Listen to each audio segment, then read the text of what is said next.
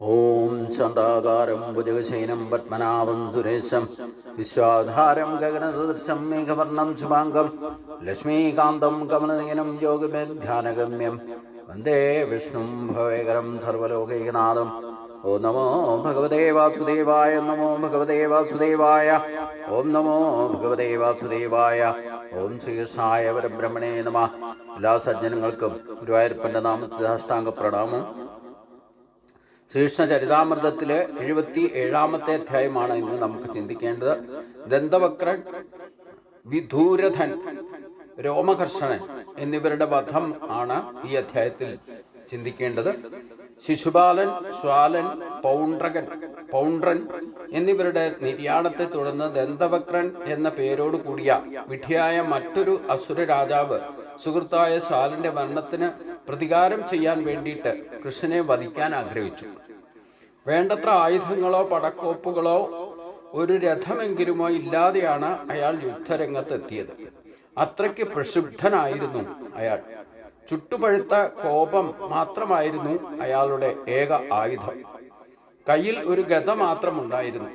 എന്നാൽ അയാൾ നടക്കുമ്പോൾ ഭൂമി കിടുങ്ങുന്നതായിട്ട് തോന്നിയിരുന്നു. അത്രയ്ക്ക് കരുത്തനായിരുന്നു അയാൾ. ഒരു ധീരന്റെ ഭാവത്തിൽ അയാൾ നടന്നു വരുന്നത് കണ്ട് ഭഗവാൻ ശ്രീകൃഷ്ണൻ ഉടനെ തേരിൽ നിന്ന് താഴെ ഇറങ്ങി. കാരണം സൈനിക മര്യാദ പ്രകാരം സമന്മാർ തമ്മിലെ പൊരുതാവും എന്നാണ് ചട്ടം. ഗതാമാത്രധാരിയായിട്ട് ഒറ്റയ്ക്കാണ് ദന്തവക്രൻ നടന്നു വന്നിരിക്കുന്നത് എന്ന് മനസ്സിലാക്കിയ ഭഗവാൻ അതിനനുസരണമായിട്ട് ഗത മാത്രം കയ്യിലെടുത്ത് താഴെ ഇറങ്ങി യുദ്ധത്തിന് തയ്യാറായി നിന്നു. കൃഷ്ണൻ അവന്റെ മുമ്പിൽ ആവിർഭവിച്ചപ്പോൾ മഹാസാഗരത്തിലെ ഭീഷണമായ ഉത്തുംഗ കല്ലോലങ്ങൾ തീരങ്ങളാൽ തടയപ്പെടുന്നത് പോലെ ദന്തവക്രന്റെ ധീരമായ ഗതി പെട്ടെന്ന് നിലച്ചുപോയി. ശ്രീകൃഷ്ണൻ അവിടെ രഥത്തിൽ നിന്ന് താഴെ ഇറങ്ങി തൻ്റെ പ്രതിയോഗിയോട് ഏറ്റുമുട്ടുന്നതിന് ഗദായുധം ധരിച്ച് നടന്നു വരുന്നതായ ദന്തവക്രനോട് ഏറ്റുമുട്ടാൻ അതേ ആയുധം, അതേപോലെയുള്ള ആയുധം, അതായത് ഗദാ തുല്യമായ ആയുധം തന്നെ പ്രയോഗിക്കണം. വാളെടുത്താൽ വാള് തന്നെ. അങ്ങനെ ഗദായുദ്ധമാണെങ്കിൽ ഗദായുദ്ധത്തിന് ഗദ തന്നെ ഉപയോഗിക്കണം. അപ്പൊ അതുകൊണ്ട് ശ്രീകൃഷ്ണൻ രഥത്തിൽ നിന്ന് ഗദയുമായിട്ട് തയ്യാറായിട്ട് യുദ്ധത്തിന് തയ്യാറായി നിലത്തിറങ്ങി നിന്നപ്പോൾ ആ ശ്രീകൃഷ്ണന്റെ ഭാവവും എല്ലാം കണ്ട് നടന്ന് ഭൂമി പോലും കുലുക്കിക്കൊണ്ട് നടന്നു വന്നിരുന്ന ദന്തവക്രൻ പെട്ടെന്ന് നിലച്ചു, നടത്തം നിർത്തി. അപ്പോൾ കുരുഷരാജാവായിരിക്കുന്ന ദന്തവക്രൻ ഗദയുമേന്തി ഉറച്ചു നിന്നുകൊണ്ട് ഭഗവാൻ കൃഷ്ണനോട് പറഞ്ഞു, നാം ഇരുവരും കണ്ണോട് കണ്ണ് പരസ്പര അഭിമുഖമായി നേരിടുന്ന ഈ മുഹൂർത്തം കൃഷ്ണ അത്യന്തം ഭാഗ്യവത്താണ്, സുഖാമഹവുമാണ്. പ്രിയപ്പെട്ട കൃഷ്ണ, എത്രയൊക്കെ ആയാലും നീ എനിക്ക് എക്കാലവും ജ്ഞാതിയാണ്, അതായത് ശത്രുവാണ്. ഞാൻ നിന്നെ ഈ വിധത്തിൽ ഹിംസിക്കാൻ പാടില്ലാത്തതുമാണ്. എന്നാൽ നിർഭാഗ്യവശാൽ എൻ്റെ സുഹൃത്തായ ശാലനെ വധിക്കിയ വഴി ഒരു മഹാപരാധം നീ പ്രവർത്തിച്ചിരിക്കുന്നു. കൂടാതെ എൻ്റെ സുഹൃത്തിൻ്റെ വധം കൊണ്ട് നീ തൃപ്തനായിട്ടില്ല. എന്നെയും നിഗ്രഹിക്കാൻ നീ ആഗ്രഹിക്കുന്നു എന്ന് എനിക്കറിയാം. നിന്റെ ഉറച്ച തീരുമാനം മൂലം എൻ്റെ ഗദ കൊണ്ട് അടിച്ചു കീറി നിന്നെ എനിക്ക് വധിക്കേണ്ടി ഇരിക്കുന്നു. കൃഷ്ണ, എൻ്റെ ബന്ധുവാണെങ്കിലും നീ ഒരു വിഡ്ഢിയാണ്. ഞങ്ങളുടെ ഏറ്റവും വലിയ ശത്രുവാണ് നീ. വേദന കാരണം ദേഹം കുരു മുറിച്ചു നീക്കുന്നത് പോലെ നിന്നെ ഇന്ന് തന്നെ എനിക്ക് വധിക്കണം. ഞാൻ എപ്പോഴും എൻ്റെ സുഹൃത്തുക്കൾക്ക് കടപ്പെട്ടവനാണ്. അതിനാൽ എൻ്റെ സുഹൃത്ത് ശാലനോട് എനിക്ക് കടപ്പാടുണ്ടെന്ന് ഞാൻ കരുതുന്നു. നിന്നെ വധിച്ചാൽ മാത്രമേ എനിക്ക് ആ കടം വീട്ടാനാകൂ. ഗജപാലകൻ കുന്തം കൊണ്ട് കുത്തി ആനയെ നിയന്ത്രിച്ച് നിർത്തുന്നത് പോലെ ശക്തമായ ഭാഷ കൊണ്ട് കൃഷ്ണനെ നിയന്ത്രിക്കാനായിരുന്നു ദന്തവക്രന്റെ ആദ്യത്തെ ഭാവം. അതുകൊണ്ടാണ് ഇത്രയും പറഞ്ഞത്. അപ്പൊ ചിലർക്ക് ശക്തമായ വാക്കുകൾ തന്നെ ആയുധമായിട്ട് മാറുന്നത്. അതാണ് വാക്കുകൊണ്ട് ശരങ്ങൾ ആയുധം, വാക്കായിരിക്കണം ആയുധം എന്നർത്ഥം. ശരിക്ക് വാക്കുകൾ, ശക്തമായ വാക്കുകൾ ഉപയോഗിച്ചാൽ ഒരു ശത്രുവിനെ തോൽപ്പിക്കാൻ പോലും സാധിക്കുന്ന. അപ്പോൾ ചില ഘട്ടങ്ങളിൽ ധർമ്മത്തെ പുനഃസ്ഥാപിക്കാൻ വേണ്ടിയില്ലേ, ധർമ്മത്തിന് വേണ്ടിയിട്ട് വാക്കുകൾ ആയുധമാക്കണമെന്ന് ഒരു ഘട്ടത്തിൽ ഗുരുവായൂരപ്പൻ എനിക്ക് നിർദ്ദേശം നൽകിയിട്ടുണ്ട്. അതായത് വാക്കുകൾ എത്ര ശക്തമായിരുന്നാൽ അതനുസരിച്ചുകൊണ്ട് പ്രതിയോഗിയുടെ, അധർമ്മികളായിരിക്കുന്നവരുടെ കഴുത്ത് എടുക്കുന്നതിനില്ലേ, ജീവൻ എടുക്കുന്നതിന് തുല്യമാണെന്ന് പറയുന്നത്. അത്രയ്ക്ക് വേദനാജനകമാണ് ചില വാക്കുകൾ. അപ്പോൾ വാക്കുകളുടെ അസ്ത്രം പ്രയോഗിച്ചാൽ മതി, നീ ആയുധം എടുക്കരുത്. ഭഗവാനും അതേപോലെ തന്നെയാണ്. യുദ്ധത്തിൽ, മഹാഭാരത യുദ്ധത്തിൽ ഭഗവാൻ മാത്രമാണ് ആയുധം എടുക്കാതെ നിന്നിരുന്നത്. പക്ഷേ അർജുനന് ആയുധം കൊണ്ട് നിന്നിട്ട് പോലും യുദ്ധം ചെയ്യാൻ പറ്റാതെ തളർന്നു.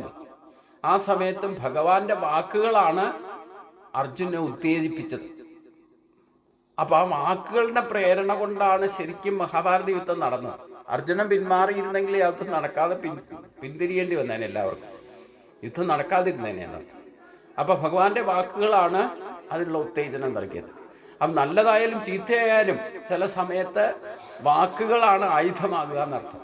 ഇവിടെ ദന്തവക്രനും ശക്തമായ ശ്രീകൃഷ്ണനെ ഉത്തേജിപ്പിക്കാൻ വേണ്ടിയിട്ടോ ഇല്ലെങ്കിൽ തളർത്താൻ വേണ്ടിയിട്ട് അത്രമായ ക്രൂരമായ വാക്കുകൾ പറഞ്ഞു. ഞാൻ നിന്നെ വധിക്കാൻ തന്നെയാണ്. പിന്നെ തൻ്റെ അഹങ്കാരം ഇല്ലെങ്കിൽ തൻ്റെ ശക്തി പോലും അത് ആദ്യം പ്രകടമാകുന്നത് വാക്കുകളിലൂടെ. നമ്മളും അങ്ങനെയാണല്ലോ, നമ്മുടെ കഴിവുകളൊക്കെ വാക്കുകളിലൂടെയാണ് മറ്റുള്ളവരെ മനസ്സിലാക്കി കൊടുക്കുക. ഞാൻ അങ്ങനെയാണ്, ഞാൻ ഇങ്ങനെയാണ്, എന്നെ പോലെ മറ്റാരുമില്ല എന്നൊക്കെ പറഞ്ഞ അഹങ്കാരത്തിൻ്റെ ശബ്ദം പോലും വാക്കുകളിലൂടെയാണ് പുറത്തു വരിക. അപ്പൊ അതുകൊണ്ട് ഇവിടെ ഗജപാലൻ കുന്തം കൊണ്ട് കുത്തി ആനയെ നിയന്ത്രിച്ച് നിർത്തുന്നത് പോലെ ശക്തമായ ഭാഷ കൊണ്ട് കൃഷ്ണനെ നിയന്ത്രിക്കാനായിരുന്നു ദന്തവക്രന്റെ ആദ്യത്തെ ഭാവം. ശകാരം അവസാനിപ്പിച്ച് അയാൾ ഗദ കൊണ്ട് കൃഷ്ണന്റെ ശിരസിന് പ്രകരിച്ചു. ഒപ്പം സിംഹത്തെ പോലെ അലറുകയും ചെയ്തു. ദന്തവക്രന്റെ ശക്തമായ അടിയേറ്റ് കൃഷ്ണൻ കടുകിട നീങ്ങിയില്ല. അദ്ദേഹത്തിന് വേദന അനുഭവപ്പെട്ടതുമില്ല. ഉടനെ തൻ്റെ കൗമോദകി എന്ന ഗദയെടുത്ത് ദന്തവക്രന്റെ ഹൃദയം രണ്ടായി പിളരും വിധം കൃഷ്ണൻ അയാളുടെ മാറിൽ നിഷ്ഠൂരമായിട്ട് പ്രകരിച്ചു. അതിൻ്റെ ഫലമായിട്ട് ദന്തവക്രം രക്തം ഛർദ്ദിച്ചു തുടങ്ങി. അയാളുടെ മുടി ചിതറി വീണു. കൈകാലുകൾ വിറച്ച് അയാൾ തറയിൽ വീണുപോയി. ഏതാനും നിമിഷങ്ങൾക്കുള്ളിൽ അവശേഷിച്ചത് ദന്തവക്രന്റെ മൃതദേഹം മാത്രമായിരുന്നു. ദന്തവക്രന്റെ മരണത്തെ തുടർന്ന് ശിശുപാലന്റെ സമയത്തിലെ പോലെ തന്നെ അവിടെ നിന്നവരെല്ലാം കാണുകെ അവന്റെ ശരീരത്തിൽ നിന്നും ആധ്യാത്മിക ദീപ്തിയുടെ ഒരു ചെറിയ കണം പുറത്തു വന്ന് അത്ഭുതകരമാം വിധം വണ്ണം ഭഗവാൻ കൃഷ്ണന്റെ ശരീരത്തിൽ ലയിച്ചു. ഇവിടെ ദന്തവക്രൻ, ശിശുപാലൻ എന്ന് പറയുന്നത് ഈ ജയവിജയന്മാരുടെ പുനർജന്മത്തിലെ മൂന്നാമത്തെ ജന്മമാണ്. ആദ്യം രാവണനും കുംഭകർണനുമായിട്ട് ജനിച്ചു. പിന്നെ രണ്ടാമതാണ് ആദ്യം ഹിരണ്യാക്ഷനും ഹിരണ്യശിപുവായിട്ടാണ് ജനിച്ചത്. രണ്ടാമത് രാവണനും കുംഭകർണനുമായിട്ട് ജനിച്ചു. മൂന്നാമത്തെ ജന്മമാണ് ഇവിടെ ദന്തവക്രനും ശിശുപാലനുമായിട്ട് ജനിച്ചത്. അതുകൊണ്ട് ശിശുപാലവധത്തിലും രാജസൂയത്തിൽ വെച്ച് ശിശുപാലനെ ഭഗവാൻ വധിച്ചപ്പോഴും ആ ആത്മശക്തി ഭഗവാനിൽ ലയിച്ചതായിട്ട് എല്ലാവരും കണ്ടു. ഇവിടെയും ദന്തവക്രന്റെ മരണം ഒരൊറ്റ ഗദാപ്രയോഗം, ഒരൊറ്റ അടിയെ ഭഗവാൻ കൊടുത്തുള്ളൂ. എന്നാൽ ഭഗവാനെ അടിച്ചത് ആദ്യം അധർമ്മിയുടെ ഭാഗത്ത് നിന്ന് ആക്ഷൻ ഉണ്ടാകുമ്പോഴേ ഭഗവാൻ എന്തെങ്കിലും ചെയ്യൂ എന്നുള്ളതിൻ്റെ മറ്റൊരു തെളിവും കൂടിയാണ്. കൃഷ്ണനെ ദന്തവക്രൻ ആദ്യം പ്രഹരിച്ചു. പക്ഷേ ഭഗവാൻ അതൊന്നും ഏറ്റില്ല, വേദനിച്ചതുപോലും ഇല്ല എന്നാണ് പറയുന്നത്. പക്ഷേ ഭഗവാൻ ആ നിപ്പിൽ നിന്ന് പതറിയതുമില്ല. പിന്നീട് തൻ്റെ കൗമോദകി എന്ന ഗദ ഉപയോഗിച്ചുകൊണ്ട് ദന്തവക്രനെ ഒരൊറ്റ അടിക്ക് വീഴ്ത്തി. അപ്പോൾ രക്തം ഛർദ്ദിച്ച് വീണു. അത് ആ ദന്തവക്രന്റെ മരണത്തിന് കാരണമായി. എന്ന് മാത്രമല്ല, ദന്തവക്രന്റെ ജീവാംശം ഭഗവാനിലേക്ക് വന്ന് ലയിച്ച് ആയിട്ടും പറയുന്നു. അവിടെ കണ്ടു നിന്നവരെല്ലാം ആ രംഗം കാണുകയും ചെയ്തു. ഒരു ദിവ്യ തേജസ് ദന്തവക്രനിൽ നിന്ന് ഭഗവാന്റെ ശരീരത്തിൽ ലയിച്ചതായിട്ടും കണ്ടു. ദന്തവക്രന് വിധുരഥൻ എന്ന പേരായ ഒരു സഹോദരനും ഉണ്ടായിരുന്നു. ദന്തവക്രന്റെ മരണത്തിന്റെ ദുഃഖം അയാളെ കീഴ്പ്പെടുത്തി. ദുഃഖവും കോപവും മൂലം വിദുരഥൻ കിതയ്ക്കുന്നുണ്ടായിരുന്നു. സഹോദരന്റെ മരണത്തിന് പ്രതികാരം ചെയ്യാൻ കയ്യിൽ വാളും പരിചയവുമായിട്ട് അയാൾ ഭഗവാൻ കൃഷ്ണന്റെ മുമ്പിലെത്തി. തൽക്ഷണം തന്നെ കൃഷ്ണനെ കൊല്ലാൻ അയാൾ ശ്രമിച്ചു. തന്റെ നേരെ വാൾ പ്രയോഗിക്കാൻ തക്കം നോക്കുകയാണ് വിദുരഥൻ എന്ന് മനസ്സിലാക്കിയ ഭഗവാൻ കൃഷ്ണൻ തന്റെ നിശിതമായ ചക്രായുധം കൊണ്ട് അപ്പോൾ തന്നെ വിദുരഥന്റെ കിരീട കുണ്ടലങ്ങളോട് കൂടിയ ശിരസ് ഛേദിച്ചു കളഞ്ഞു. പക്ഷേ ദന്തവക്രനം കൊല്ലപ്പെട്ടതുകൊണ്ട് അദ്ദേഹത്തിന്റെ സഹോദരനായിരുന്ന ആ വിദുരഥൻ ഭഗവാനോട് അക്രമത്തിന് വന്നു. പക്ഷേ അവിടെ ഒന്നും ചെയ്യാൻ പുറപ്പെടുന്നതിന് മുമ്പ് തന്നെ ഭഗവാന്റെ ചക്രായുധം പ്രയോഗിച്ച് ആ വിദുരഥന്റെയും ശിരസ് ഛേദിച്ചു. ഇപ്രകാരം സ്വാരനെ വധിച്ച അയാളുടെ അത്ഭുതകരമായ വിമാനം നശിപ്പിച്ച ശേഷം ദന്തവക്രനെയും വിദുരഥനെയും നിഗ്രഹിച്ച് ഒടുവിൽ ഭഗവാൻ കൃഷ്ണൻ സ്വന്തം നഗരമായ ദ്വാരകയിൽ പ്രവേശിച്ചു. കൃഷ്ണനെ ഒഴികെ മറ്റാർക്കും ഈ വീരനായകന്മാരെ നിഗ്രഹിക്കാൻ സാധ്യമായിരുന്നുമില്ല. കൃഷ്ണനല്ലാതെ മറ്റാർക്കും പ്രത്യുമ്നോ അനിരുദ്ധനോ ഇല്ലേ ബലരാമനോ മറ്റാർക്കും തന്നെ ഈ വീരനായകന്മാരെ നിഗ്രഹിക്കാൻ സാധിക്കുമായിരുന്നില്ല. അതിനാൽ സ്വർഗത്തിൽ നിന്നുള്ള ദേവഗണങ്ങളും ഭൂമണ്ഡലങ്ങളും മനുഷ്യരും അദ്ദേഹത്തെ പ്രകീർത്തിച്ചു തുടങ്ങി. മഹർഷികളും സന്യാസിമാരും സിദ്ധ ഗന്ധർവലോക നിവാസികളും വിദ്യാധരന്മാരും വാസുകിയും മറ്റ് മഹാനാഗങ്ങളും ഭംഗിയുള്ള വൈദൂതരും പിതൃലോകവാസികളും യക്ഷകിന്നര ചാരണന്മാരും അദ്ദേഹത്തിന്റെ മേൽ പുരുഷവൃഷ്ടി ചെയ്യുകയും ചെയ്തു. അത്യാഹ്ലാദത്തോടെ അദ്ദേഹത്തിന്റെ വിജയഗാഥകൾ പാടുകയും ചെയ്തു. നഗരമാകെ ആഘോഷപൂർവം അലങ്കരിച്ച ദ്വാരകയിലെ പൗരജനം ഒരു മഹാ ഉത്സവം തന്നെ കൊണ്ടാടി. ഭഗവാൻ കൃഷ്ണൻ നഗരത്തിലൂടെ കടന്നുപോയപ്പോൾ ഋഷിവംശത്തിലെയും യദുവംശത്തിലെയും വീരനായകന്മാർ എല്ലാം തന്നെ തികഞ്ഞ ബഹുമാന ആദരങ്ങളോടെ അദ്ദേഹത്തെ അനുഗമിച്ചു. ദിവ്യശക്തികളുടെയൊക്കെ അധിപനും പ്രപഞ്ച പ്രത്യക്ഷത്തിന്റെ യജമാനുമായ ഭഗവാൻ കൃഷ്ണന്റെ അതീന്ദ്രിയമായ ലീലാവിലാസങ്ങൾ ചിലത് മാത്രമാണിവ. മൃഗതുല്യരായ ചില വിഡ്ഢികൾ ചില സമയം കൃഷ്ണൻ പരാജയപ്പെട്ടതായിട്ട് കരുതും. എന്നാൽ വാസ്തവത്തിൽ അദ്ദേഹം പരമപുരുഷനാണ്. അദ്ദേഹത്തെ പരാജയപ്പെടുത്താൻ ആർക്കും ഈ പ്രപഞ്ചത്തിൽ ആവതല്ല. എല്ലാവരുടെയും മേൽ അദ്ദേഹം വിജയം നേടുക തന്നെ ചെയ്യും. അദ്ദേഹമാണ് ഒരേ ഒരു ദൈവം. മറ്റുള്ളവരെല്ലാം അദ്ദേഹത്തിന്റെ പാദസേവ ചെയ്യുന്ന ആജ്ഞാവാഹകർ മാത്രമാണ്. ഇവിടെയാണ് ഭഗവാനെ പറ്റി നമ്മൾ ശരിക്ക് മനസ്സിലാക്കേണ്ടത്. ഭഗവാൻ സാധാരണ ശരീരം എടുത്തു വന്നവരായിട്ട് കരുതിക്കൊണ്ട് ഭഗവാൻ ജീവിച്ചിരുന്ന അതേ കാലത്ത് ജീവിച്ചിരുന്നവർക്ക് പോലും ഭഗവാനെ ശരിക്കും പ്രത്യക്ഷത്തിൽ കണ്ടിട്ടും സാധാരണ മനുഷ്യന്റെ കൂട്ട് ശരീരം എടുത്തു വന്നവനാണെന്നുള്ള ധാരണയിലാണ് ഭഗവാനെ കണ്ടതും കേട്ടതും അനുഭവിച്ചതും ഒക്കെ. തൊട്ടടുത്ത് നിന്നവർക്ക് പോലും ബന്ധുക്കൾക്ക് പോലും ബന്ധനത്രയത്തിൽപ്പെട്ട സ്വന്തം ആത്മബന്ധം കൊണ്ടായിക്കോട്ടെ, നക്ഷത്രബന്ധം കൊണ്ടായിക്കോട്ടെ, രക്തബന്ധത്തിൽപ്പെട്ടവരായിക്കോട്ടെ, ശത്രുക്കളായിക്കോട്ടെ, ഭഗവാനെ ശരിക്കും മനസ്സിലാക്കാൻ കൂടെ ഉണ്ടായിട്ട് പോലും മനസ്സിലാക്കാൻ സാധിച്ചില്ല എന്നർത്ഥം. അപ്പൊ പിന്നെ നമ്മുടെയൊക്കെ കാലത്ത് അദൃശ്യരൂപിയായിരിക്കുന്ന ഭഗവാനെ നമ്മൾ എങ്ങനെയാണ് മനസ്സിലാക്കുക? അതാണ് ഈ ചരിതമൊക്കെ പഠിക്കുന്നതിൻ്റെ ഉദ്ദേശം. ഭഗവാൻ ആവർത്തിച്ച് ഗീതയിൽ പറഞ്ഞിരിക്കുന്ന അവതാര തത്വം പറയുമ്പോൾ ജന്മകർമ്മജമേ ദീപം ഏവം യോ വേത്തി തത്വതാ തെക്വാ ദേഹം പുനജന്മനീതി മാമേതിസോ അർജുന. ആ ഭഗവാൻ ജീവിച്ചിരുന്നപ്പോഴായാലും അതിനുശേഷമായാലും ഭഗവാന്റെ ദിവ്യമായ ജന്മത്തെ മനസ്സിലാക്കണം. മായയിൽ ബന്ധിതമല്ലാതെ ഒരു ജന്മം, അതാണ് ദിവ്യമായ ജന്മം എന്ന് പറയുന്നത്. നമ്മളൊക്കെ മായയിൽ ബന്ധിക്കപ്പെട്ട് അസ്വാതന്ത്ര്യരായിട്ട് ജനിക്കുന്നത്, പ്രാരാബ്ധത്താലാണ് ജനിക്കുന്നത്. ഭഗവാൻ ഒരു കാരണവശാലും ഇത്തരത്തിൽ പ്രാരാബ്ധങ്ങളോ മായാബന്ധിതമല്ലാതെ സ്വന്തം ഇച്ഛയനുസരിച്ചുകൊണ്ട് ഇഷ്ടമുള്ള ജന്മം എടുക്കുക എന്നുള്ളതാണ്.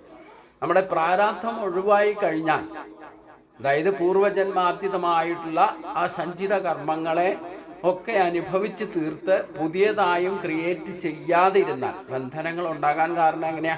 യജ്ഞഭാവന ഇല്ലാതെ സ്വാർത്ഥ താല്പര്യത്താൽ ഞാനെന്ന ഭാവത്താൽ ഫലേച്ഛയോടുകൂടി ചെയ്യുന്ന കർമ്മങ്ങളാണ് നമ്മളെ ബന്ധനത്തിൽപ്പെടുത്തുന്നത്. അപ്പം യജ്ഞാർത്ഥയോ ഭാവത്തിൽ സഹയജ്ഞ ഭാവനയോടെ കർത്തൃത്വ അഭിമാനമില്ലാതെ കേവലം നിമിത്തമായിക്കൊണ്ട് ഫലേച്ഛയില്ലാതെ അർപ്പണബോധത്തോടെ എന്ന് പറഞ്ഞാൽ ഈശ്വരാർപ്പണമായിട്ട് കേവലം നിമിത്തമായിക്കൊണ്ട് നമ്മൾ കർമ്മങ്ങൾ ചെയ്താൽ അത് ബന്ധകാരണമാകില്ല എന്ന് മാത്രമല്ല, ആ കർമ്മങ്ങളൊന്നും ഒരിക്കലും ഭാവിയിൽ പ്രാരാബ്ധമായിട്ട് പരിണമിക്കില്ല. അതായത് പൂർത്തീകരിക്കപ്പെടാതിരിക്കുന്ന കർമ്മങ്ങളാണ് പ്രാരാബ്ധമായിട്ട് ഭവിക്കുക. അത് അടുത്ത ജന്മത്തിലെ സഞ്ചിത കർമ്മമായിട്ടും വരികയും ചെയ്യും. അതുകൊണ്ട് ബാക്കി വയ്ക്കാത്ത വിധത്തിൽ കർമ്മങ്ങൾ ചെയ്യുമ്പോഴാണ് താത്വികമായിട്ട് ഭഗവാൻ അങ്ങനെ ചെയ്ത് കാണിച്ചു. ഭഗവാൻ ചെയ്തിട്ടുള്ള ഒരു കർമ്മങ്ങളും പ്രാരാബ്ധമായിട്ട് അവശേഷിക്കാത്ത വിധത്തിലാണ് കർമ്മങ്ങൾ പൂർത്തീകരിച്ച് 125ാമത്തെ വയസ്സിൽ ശരീരം ത്യജിച്ചത്. ഇങ്ങനെ ഒരു ക്ലിയറൻസ് നമുക്കുണ്ടാകണം, അതിനുള്ള അവബോധം ഉണ്ടായിരിക്കണം. അപ്പോൾ പൂർവികമായിട്ടുള്ള നല്ലതോ ചീത്തയായിക്കോട്ടെ, വാട്ട് എവർ ഇറ്റ് ഈസ്, അപ്പം ആ പാപദോഷങ്ങളാണെങ്കിൽ അനുഭവിച്ച് തീർക്കുക തന്നെ വേണം. അതിന് യാതൊരു ആൾട്ടർനേറ്റീവ് ഇല്ല. പക്ഷേ ഈശ്വരഭജനം തുടങ്ങിക്കഴിഞ്ഞാൽ അതിൻ്റെ കാഠിന്യത്തെയൊക്കെ കുറേയൊക്കെ കുറയ്ക്കാൻ സാധിക്കും. അനായാസേന അതിനെയൊക്കെ ആ വിഘ്നങ്ങളെയൊക്കെ നമുക്ക് ആ നമ്മുടെ സാധനാബലത്തിന് പോലും വിഘ്നങ്ങൾ ഉണ്ടാക്കുന്ന വിധത്തിൽ ചിലപ്പോൾ പാപദോഷങ്ങൾ ക്ലേശങ്ങളായിട്ട് വരും. അപ്പോൾ അതിനെപ്പോലും അനായാസേന തരണം ചെയ്യാൻ സാധിക്കും ഈ പറയുന്ന യജ്ഞഭാവനയുടെ കർമ്മങ്ങൾ ചെയ്യാൻ തുടങ്ങി. അപ്പം ഭഗവാൻ ചെയ്തിട്ടുള്ള കർമ്മങ്ങളെ താത്വികമായിട്ട് ഓരോ അനക്കങ്ങളും ഭഗവാൻ ചലനാത്മകമായിട്ട് ജനിച്ചപ്പോൾ മുതൽ പ്രവർത്തിച്ചിട്ടുണ്ടെങ്കിൽ 125 വയസ്സ് ജനിച്ച നിമിഷം പോലെ 125 വയസ്സ് വരെ ആ ഭഗവാൻ സ്വയം സ്വധാമത്തിലേക്ക് തിരിച്ചു പോയതായിട്ട് നമ്മൾ കണ്ടു. ഈ ഒരു പ്രോസസ്സാണ് മനുഷ്യനെ ഏറ്റവും വലിയ മാതൃകയാക്കേണ്ടത്. അപ്പം അതിന് ഉതകുന്ന വിധത്തിൽ ഭഗവാന്റെ ചലനങ്ങളെ നമ്മൾ ശ്രീകൃഷ്ണ ചരിതാമൃതം ശരിക്കും പഠിക്കണം എന്നർത്ഥം. ഞാൻ തന്നെ ആദ്യമായിട്ട് കൈകാര്യം ചെയ്യുന്നതുകൊണ്ട് താത്വികമായ ചിന്തനം അത്ര വേണ്ട വിധത്തിലാകുന്നില്ല എന്ന് എനിക്ക് തന്നെ അറിയാം. പക്ഷേ ആദ്യമായതുകൊണ്ട് അതിനെയൊക്കെ ഓരോ ചലനത്തിലും വിഷയാത്മകം ആയിട്ട് നമ്മൾ ആത്മവിചാരം ചെയ്ത് അതിലെ തത്വബോധത്തെ വെളിയിലെടുക്കണം എന്നർത്ഥം. അത് നമുക്ക് ഇനിയുള്ള ഭാഗം അടുത്ത ദിവസം ചിന്തിക്കാം. എല്ലാവർക്കും നമസ്കാരം.